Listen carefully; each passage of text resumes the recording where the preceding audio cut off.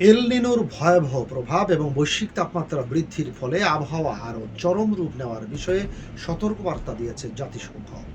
বিশ্ব আবহাওয়া সংস্থার মতে দ্রুত শক্তিশালী হতে থাকা এল নিনো আগামী মাসগুলোতে বিশ্বজুড়ে খরা, বন্যা ও দাবানল পরিস্থিতি মারাত্মক করে তুলবে।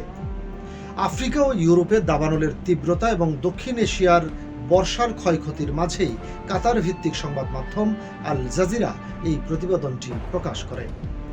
জাতিসংঘের মহাসচিব আন্তোনিও গুতেরেস মন্তব্য করেন যে এল নিনো ইতোমধ্যে দোরগোড়া পেরিয়ে ঘরের ভেতরে ঢুকে তাপমাত্রা বাড়িয়ে দিচ্ছে।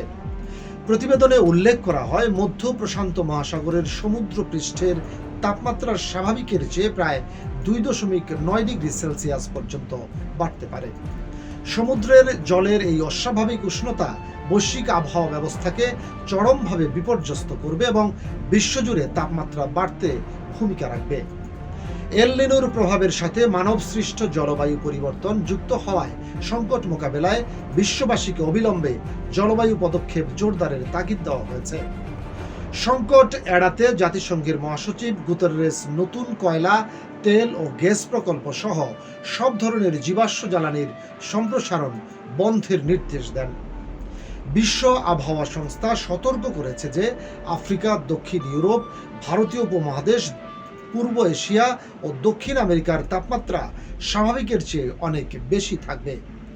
সংস্থাটির মহাসচিব সেলেস্তে সাউলো সম্ভাব্য ঝুঁকিপূর্ণ জনগোষ্ঠীকে সুরক্ষিত রাখতে সরকারি ও মানবিক সংস্থাগুলোকে আগাম পদক্ষেপ দেওয়ার তাগিদ দিয়েছেন।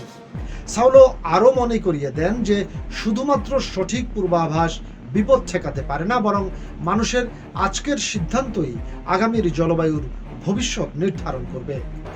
বিজ্ঞানীদের ধারণা, চলতি বছরের দ্বিতীয়ার্ধে এল নিনো যখন চরমে পৌঁছাবে তখন আবহাওয়ার ভয়াবহতা অতীতের সমস্ত রেকর্ড ছাড়িয়ে যেতে পারে।